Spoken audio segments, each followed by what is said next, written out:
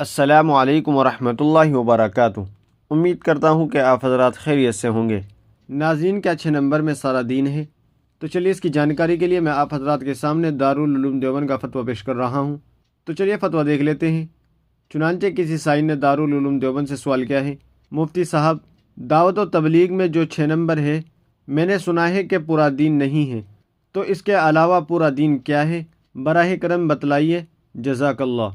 تو چلیے دیکھتے ہیں دارالعلوم دیوبند نے اس کا کیا جواب دیا ہے۔ بسم اللہ الرحمن الرحیم۔